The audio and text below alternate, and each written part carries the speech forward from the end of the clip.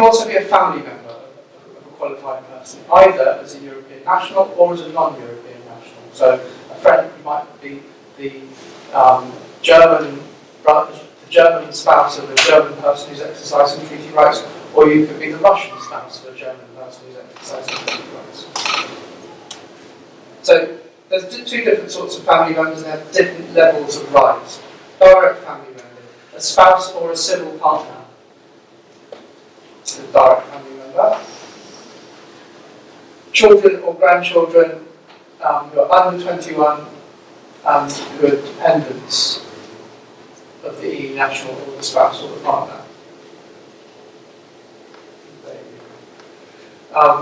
Dependent parents, grandparents, great-grandparents, so rising line dependents of the EU national or their spouse or their partner. Remember, it has to be dependent. It can't just be, there has to be some level of dependency of you helping them. Not brothers or sisters, unless they're very much dependent on the EU national, which we'll look at in a bit, or their healthcare requires strict personal care by the EU national. So we'll look at that in a second. For students, you have more restricted rights of having your family here. So it's only your children, not your parents or grandparents. So extended family members. Long-term partners, so people who are not married but who are not married but or in a civil partnership, but are in a long-term relationship. Now the Home Office say that the regulation says durable relationship. The Home Office say that means somebody who's been in a relationship for more than 2 years. The directive says nothing. It just says durable relationship. It doesn't say anything about time limit. Yes. How can I prove that? Those who be saying. Okay. So it's quite difficult. Obviously, if you're living together, then you may have joint accounts, joint tenancies, letters and things with the same address. If you've got children, then obviously you've got children. Statements, photographs, statements from people. What I've seen putting in these applications is the Home Office asks for more and more evidence, and then by the time, and they just keep asking for more evidence, you keep putting more in, and then your evidence is, look, we made this application 2 years ago, and we're still together. Is that good enough? And then let's go through at that point. So you've got your rights while that's happening. Yes.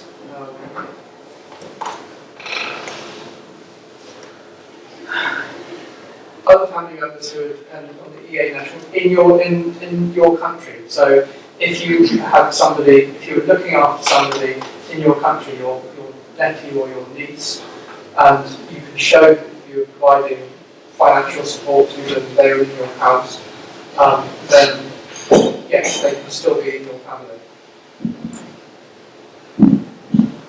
And again, people who were in your house who you might not be financially supporting, but their health means that they need to be looked after by you.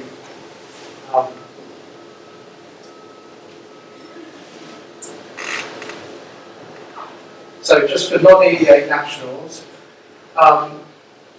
you need to have an EEA family permit.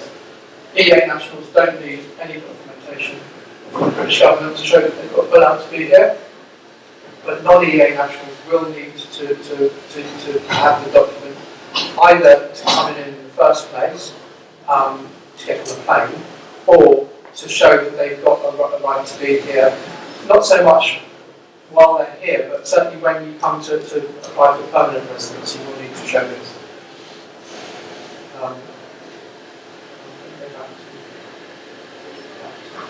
Okay, so these things about family members, and the next one that I'm going to show, the reason why they're there is because all this thing is about, these regulations, these rights, are about your rights as workers to underpin freedom of movement.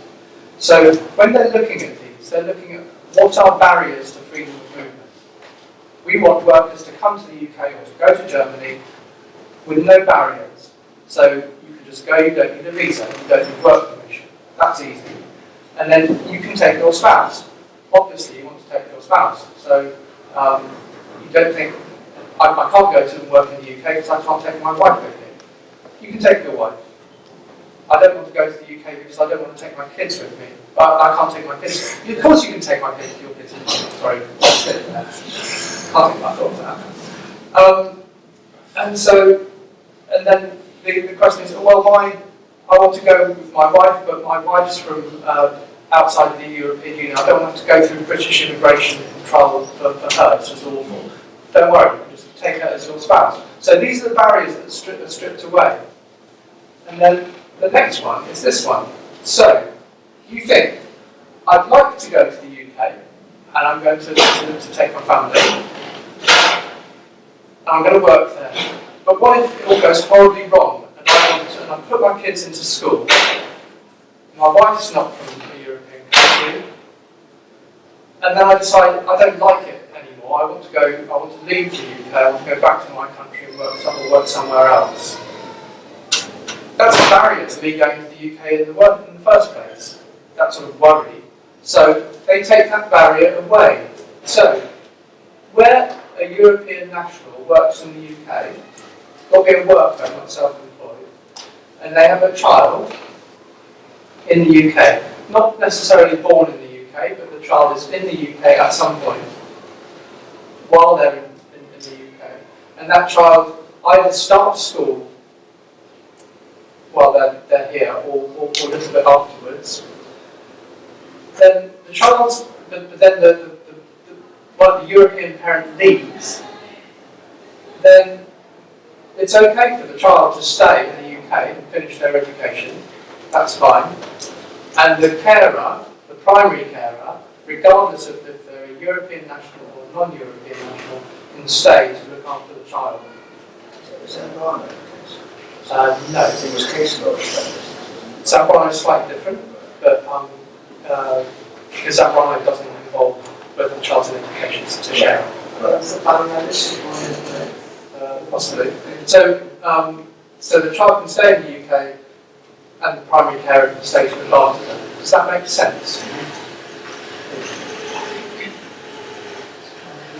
So when you're looking at your 5 years, it could be any of these. So for example, you started as a job seeker and then got a job and then got on maternity leave.